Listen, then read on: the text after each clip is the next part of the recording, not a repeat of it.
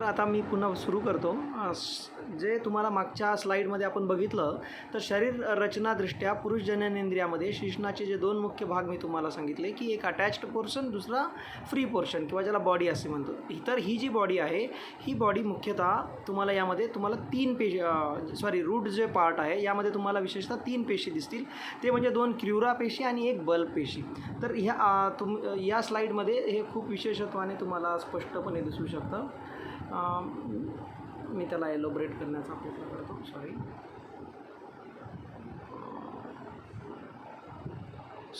So तुमच्या लक्षात येईल की या स्लाईडमध्ये एक जी काही क्युरा पेशी आहे आणि दोन बल्ब पेशी आहेत. So that makes the root of the penis. तर याद्वारे तुमचं रूट ऑफ द पेनिस बनत असतं. हे रूट ऑफ द पेनिस आहे आणि या रूट ऑफ द पेनिसमध्ये तुम्हाला दोन क्रस बघायला मिळतात. दीज आर द क्रस ऑफ द पेनिस. या दोन क्रस ऑफ पेनिस तुम्हाला बघायला मिळतील. आणि हे जे आहे हा युरेथ्रल पार्ट आहे. सेंटरमधून जो चालला तो युरेथ्रल पार्ट आहे. And this is the ischiocavernous. ते तुम्हाला दिसत असेल.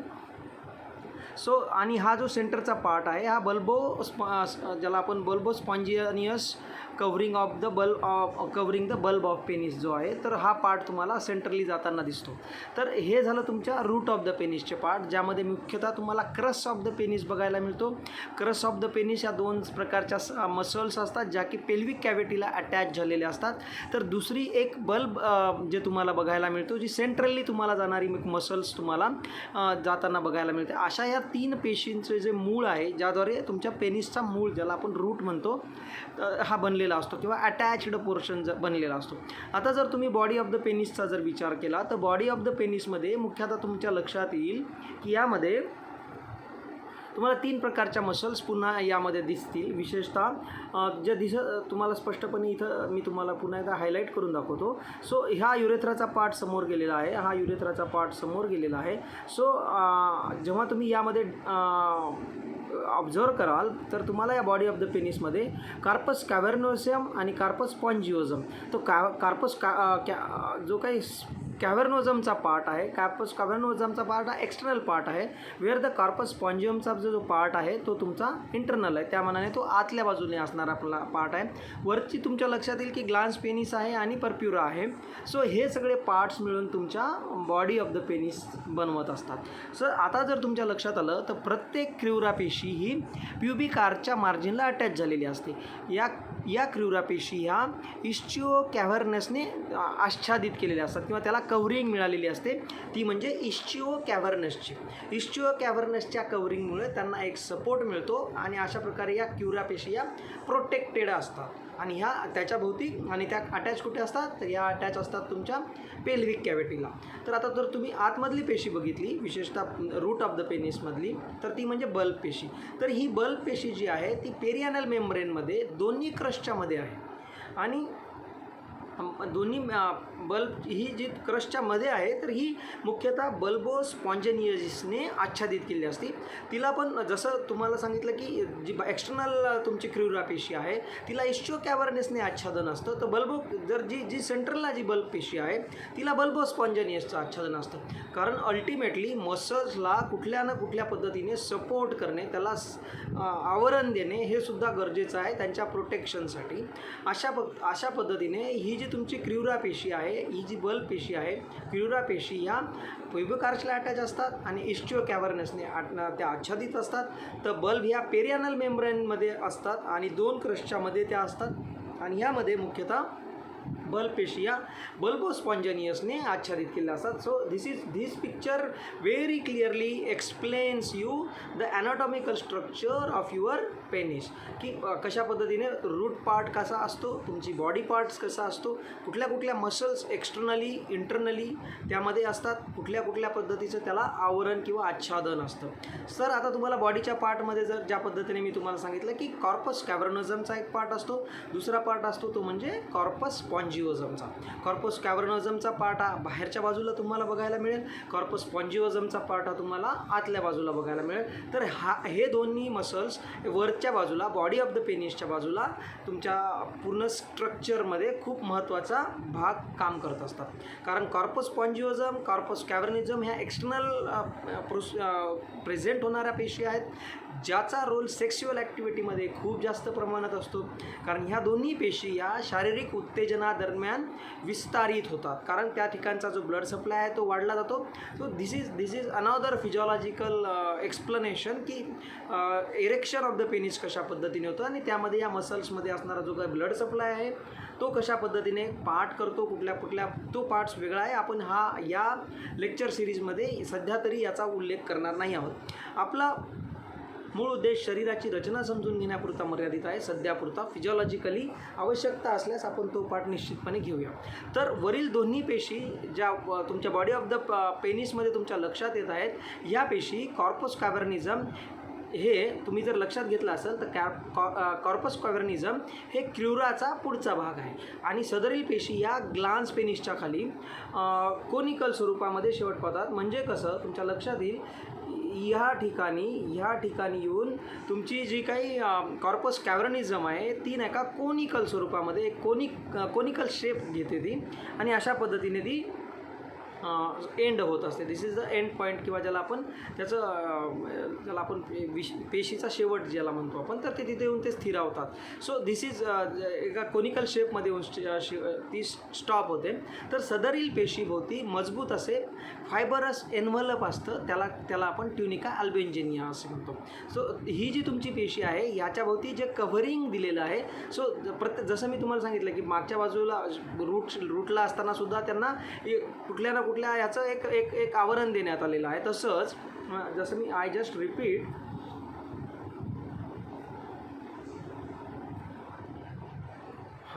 मी तुम्हाला सांगितलं होतं की जेव्हा कॉर्पस स्पॉन्जिओझम जो असतो, कॉर्पस स्पॉन्जिओझम ही जी आहे हे एक सेकंड, ही मुख्यतः बल्ब पेशी ज्या आहेत त्या पेरियानल मेम्ब्रेनमध्ये असतात आणि बल्बो स्पॉन्जिनियसने आच्छादित केलेल्या असतात. तर क्युरा पेशी या इस्चिओ कॅव्हर्नेसने आच्छादित केलेल्या असतात. हे सांगितल्यानंतर जेव्हा तुम्ही वरच्या बाजूला जाल तर तुम्हाला मी सांगितलं की ही जी तुमची क्रश आहे हीच पुढे जाऊन कॉर्पस कॅव्हर्निझममध्ये कन्वर्ट होते आणि मग ती कॉर्पस कॅव्हर्निझम एका कोनिकल शेपमध्ये येऊन शेवट पावते. मात्र तिथे सुद्धा तिला असे मजबूत असं फायबरस एन्व्हलप मिळतं, ज्याला आपण ट्युनिका अल्बेंजेनिया असे म्हणतो. तसंच कॉर्पस स्पॉन्जिओझम आहे, जो आतमधली जी पेशी आहे ही बल्ब ऑफ पेनिस पुढचा भाग आहे. जे मधला सेंटरचा भाग बल्ब ऑफ पेनिस आहे त्याच्याच पुढचा भाग हा कॉर्पस स्पॉन्जिओझम बॉडीमध्ये प्रेझेंट होतो. ही पेशी एक शंखाकृती आकार तयार करते, ज्याला आपण ग्लान्स पेनिस असं म्हणतो. सो हा जो पार्ट तिने तयार केलेला आहे त्याला आपण ग्लान्स पेनिस असे म्हणतो. ग्लान्स पेनिसच्या शेवटी युरिथ्रल डायलेटेशन तुम्हाला दिसते, त्यामध्ये एक नॅव्हिक्युलर फोसा आपल्याला दिसतो, त्याला आपण नॅव्हिक्युलर फोसा असे म्हणतो. तर हे कॉर्पस स्पॉन्जिओझमच्या भोवती देखील एक, जसं कॉर्पस कॅव्हर्निझमच्या भोवती तुम्हाला एक फायब्रस एन्व्हलप दिसते, त्याला आपण ट्युनिका अल्बेंजेनिया म्हणतो, तशाच पद्धतीने हे जे कॉर्पस स्पॉन्जिओझम आहे त्याच्या भोवती सुद्धा तुम्हाला एक फायब्रस शीट असते. आणि अगेन याचा उद्देश protection to the penile part of the your body हे असतो. अशा पद्धतीने ही शारीर रचना आपल्या शरीरामध्ये अत्यंत महत्त्वाची आहे आणि अशा पद्धतीने तुमचा पेनियल पार्ट जो आहे ही अनाटॉमिकल स्ट्रक्चर आहे हे तुम्ही लक्षात ठेवा की कॉर्पस कॅव्हर्निझम, कॉर्पस स्पॉन्जिओझम, हे ग्लान्स पेनिस, खालच्या बाजूला जेव्हा तुम्ही त्याला क्रस, बॉडी ऑफ द पेनिस, त्यानंतर central part of the penis, हे जे पार्ट्स आहेत हे तुमच्या ॲनाटॉमिकल स्ट्रक्चर तुमच्या पेनिसचं तयार करत असतात. जेव्हा तुम्ही शिश्नबंधाचा विचार करता, आपलं जे पेनिस आहे हे मुख्यतः 2 लिगामेंट्सने आपल्या बॉडीशी अटॅच केलेलं असतं. So first ligament is fundiform ligament आणि second one is suspensory ligament. हे मुख्यतः तुम्ही हे खूप चांगल्या प्रकारे स्पष्टपणे इथं तुम्ही बघू शकता. This is the fundiform ligament and this is the suspensory ligament. So both these ligaments इथं दिसेल तुम्हाला, तर हे सस्पेन्सरी लिगामेंट्स आहे आणि हे फंडिफॉर्म लिगामेंट्स आहे. सो हे फंडिफॉर्म लिगामेंट्स आणि हे सस्पेन्सरी लिगामेंट्स दोन्ही एकत्रितपणे कार्यरत होऊन तुमच्या पेनियल पार्ट जो एक्सटर्नली आउट होत असतो त्याला कुठंतरी बांधून ठेवण्याचं काम या शिश्नबंधाद्वारे केलं जातं. So these are the ligaments which take parts for the particular, ज्याला आपण म्हणू की शिश्नाला बांधून ठेवणार, म्हणून त्याला शिश्नबंध असा शब्द वापरलेला आहे. यानंतर पुढचा भाग म्हणजे तुमच्या लक्षात आता मला असं मी जस्ट रिवाईज पुन्हा एकदा सांगतो की आपल्या शरीराचा पेनियल पार्ट्सची ॲनाटॉमिकल स्ट्रक्चर बघण्याचा आणि समजून सांगण्याचा मी या ठिकाणी प्रयत्न करत आहे.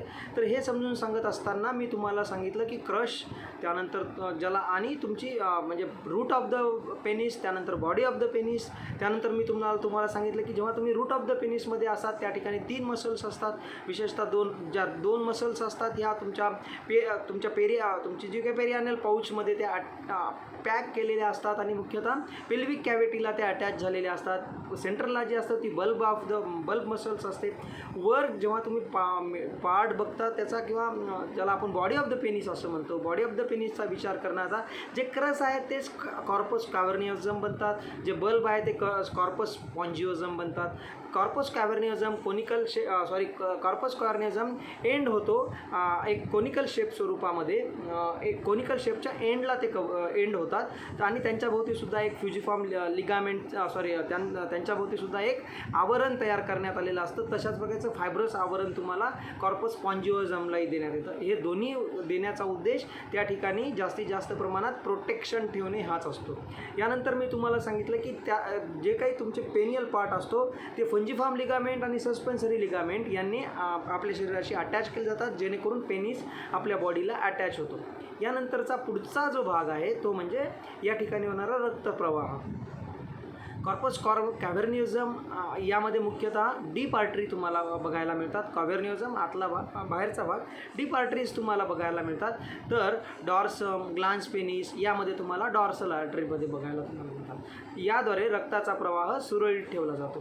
तर कॉर्पस स्पॉन्जिओझम म्हणजे आतला भाग, यामध्ये रक्ताचा प्रवाह आर्टरी ऑफ बल्ब जी आहे त्याच्याद्वारे सुरळीत केला जातो. So you can see here bulb urethral artery, you can see here deep artery, you can see here dorsal artery आणि internal pudendal artery.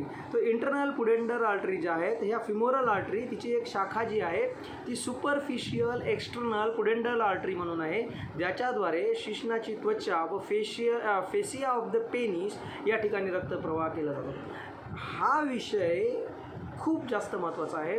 Arterial supply हा पार्ट जो आहे हा समजून घेणं खूप महत्त्वाचं आहे. कारण जेव्हा आपण शुक्राचा विचार करू, शुक्रवाहिनीचा विचार करतो, तर तेव्हा तुम्हाला हे लक्षात घ्यावं लागेल की जेव्हा शुक्रवाहिनी हा शब्द वापरण्यात येतो तर तेव्हा कुठंतरी तुम्हाला ह्या आर्टरीचा संपर्क, या आर्टरीचा संबंध समजून घेणं गरजेचं आहे. तर कारण हा विषय जर लक्षात घेतला तर आपल्याला आयुर्वेदामध्ये सांगितलेल्या बऱ्याचशा संकल्पना या खूप चांगल्या प्रकारे लक्षात येऊ शकतात असं मला वाटतं. याविषयी खूप जास्त अभ्यास पण करण्यात आलेला आहे. भरपूर काही लोकांनी त्यामध्ये आपले विचार व्यक्त केलेले आहेत आणि ज्यांनी स्पष्ट करण्याचा प्रयत्न केलेला आहे की जेव्हा तुम्ही पर्टिक्युलरली आर्ट्रियल सप्लायचा विचार करता आणि जेव्हा तुम्हाला शुक्रवाहिनी, शुक्रधमनी असे शब्द तुम्हाला आयुर्वेद ग्रंथामध्ये बघायला मिळतात, तर नक्कीच तुम्हाला कुठे ना कुठेतरी शुक्रवाहिनी, शुक्रधमनीच्या अनुषंगाने तुमच्या लक्षात आलं पाहिजे की आर्टरीज ज्या आहेत आपल्याकडे उपलब्ध, ह्या आर्टरीजचा आणि ह्यांचा कुठे ना कुठे निश्चितपणे संपर्क आहे आणि संबंध आहे हे जर कळालं. सो या संदर्भामध्ये एक विधान आहे, एक रिसर्च झालेला आहे की शुक्रवाहिनी धमनी जी आहे, शुक्रवह धमनी जो आयुर्वेदामध्ये जो उल्लेख केला आहे, ही मुख्यतः टेस्टिक्युलर आणि स्पर्मॅटिक आर्टरीच्या स्वरूपामध्ये आपल्याला एक्सप्लेन करता येऊ शकते. आणि शुक्र विसर्ग धमनी जी आहे दॅट कॅन बी, आपल्याला तिचा विचार करत असताना आपल्याला जो आर्टरियल सप्लाय इपिडिडॅमस आणि सेमिनल व्हेसिकलला होतो त्या ठिकाणी तुम्हाला त्याचा विचार तुम्हाला करायला पाहिजे. सो अजून काही जे काही हे धमनीबद्दल आपण निश्चितपणे जसं विशेषतः तुम्हाला मी टेस्टिक्युलरचं विवरण करेल, टेस्टिसचं विवरण करेल, तेव्हा तुम्हाला त्या धमनीची आयडिया विशेषतः येईल. एक रेफरन्स असा आहे की शुक्राचा जो विसर्ग, शुक्र विसर्ग ज्याला म्हणतो इज इमिशन. विसर्ग म्हणजे emission, ejaculation. So it is to be considered and is to be consider as a sympathetic response. जो काही विसर्ग होत असतो that is a sympathetic response of the nervous system, but arterial supply to that area is internal pudendal artery. So ही जी external pudendal artery ही तुम्हाला विशेषतः शिश्नाला सप्लाय करणार असते, पण इंटरनल पुडेंडल आर्टरी जी आहे ती मुख्यतः तुम्ही जेव्हा टेस्टिसचा आपण अभ्यास करू तुमच्या लक्षात येईल, तर ते मुख्यतः इंटरनल पुडेंडल आर्टरी असते. म्हणून तिचा विचार हा शुक्र विसर्ग धमनी म्हणून केलेला आहे. सो एक्स्टर्नली हा जे काही एक्स्टर्नल पुडेंडल आर्टरी आहे हिचा तसा विशेषतः धमनीच्या स्वरूपामध्ये आपल्याला जास्त विचार करण्याची गरज नाही आहे. तरीसुद्धा जेव्हा तुम्ही टेस्टिक्युलर आर्टरीचा आपण अभ्यास घेऊया तेव्हा निश्चितपणे आपल्याला शुक्रवह धमनी, ज्याला आपण शुक्र विसर्ग करणारी धमनी आणि शुक्रवह धमनी अशा दोन ज्या काही कन्सेप्ट आहेत निश्चितपणे तो विषयसुद्धा आपण विस्ताराने समजून घेण्याचा प्रयत्न करणार आहोत. So this is the arterial supply of your this पेनियल parts. दुसरा जो आहे तो व्हेनस सप्लाय. सो व्हेनस सप्लायचा जो विचार आहे तो सुपिरियर डॉर्सल व्हेन आणि डीप डॉर्सल व्हेनने त्याला सप्लाय केला जातो. आणि जेव्हा नर्वस सप्लायचा मुख्यतः विषय येतो तेव्हा लक्षात ठेवा की शिश्न प्रदेशी सेन्सोरी नर्व सप्लाय मुख्यतः डॉर्सल नर्व आणि of the penis of course and ilioinguinal नर्वद्वारे नर्व सप्लाय हा आहे. शिश्नाच्या ठिकाणी नर्व सप्लाय हा अत्यंत महत्त्वाचा असा सप्लाय असतो. तुम्ही जर ही फिगर लक्षात घेतली तर तुमच्या लक्षात येईल की जर S1, S2, S3 आणि S4 तुमच्या जर या ठिकाणी कुठे ना कुठे जर तुमच्या स्पायनल कॉर्डच्या नर्वमध्ये जर डॅमेज तुम्हाला बघायला मिळत असेल तर त्याचा डायरेक्ट परिणाम तुम्हाला पेनाइल इरेक्शनवर बघायला मिळतो. So when ever you find any kind of case of S2, S3, S4 compression, protrusion, then definitely there is a chances of penile erection मध्ये डेफिनेटली डिफेक्ट होताना तुम्हाला बघायला मिळतो. त्यामुळे नर्व सप्लाय जो आहे हा सप्लाय तुम्हाला लक्षात घेणं खूपच गरजेचं आहे. These are the perineal nerve ज्या आहे त्या एक्स्टर्नली तुम्ही तुमच्या स्क्रोटमला सप्लाय करणाऱ्या या पुडेंडल नर्व्ज आहेत, इन्फिरियर रेक्टल नर्व्ज आहेत. So all these are the nothing but the sacrospinous ligament पासून निघून येणाऱ्या ज्या काही नर्व सप्लाय जो आहे तो पुढे चालून तुमच्या पेनियलला नर्व सप्लाय करण्याचं काम करत असतो आणि हा सप्लाय हा अत्यंत महत्त्वाचा मानला जातो. अशा पद्धतीने हा विषय पेनिस आणि पेनिसच्या संदर्भात शिश्न आणि शिश्नाच्या संबंधात असणारे मसल्स, त्यानंतर शिश्नाचा blood supply, nerve supply, venous supply, त्या ठिकाणी असणारे लिगामेंट्स, मसल्स, हा विषय मी आज तुम्हाला समजून सांगण्याचा प्रयत्न केलेला आहे. आज मी इथेच थांबतो. पुढच्या लेक्चरमध्ये आपण पुढचे जे शरीराचे पार्ट्स आहेत जसं जसं आपण समोर जाऊ तसं तसं आपला इंटरेस्ट निश्चितपणे वाढेल. माझा प्रयत्न असा राहील की जास्तीत जास्त डीपली तुम्हाला अत्यंत आवश्यक असणाऱ्या गोष्टी संपूर्णपणे सांगून तुमचं ज्ञान वाढवावं. आणि डेफिनेटली मलासुद्धा तुमच्याकडून काही ना काही अपेक्षित आहे की ते म्हणजे तुमच्या रिप्लाय आणि तुमचे subscription for this channel. Thank you very much. Thanks a lot again and again. आणि आपण असं प्रत्येक आठवड्यातून एकदा निश्चितपणे भेटूया जेणेकरून आपल्याला हा विषय पुढे घेऊन जाता येईल. धन्यवाद. Thank you very much.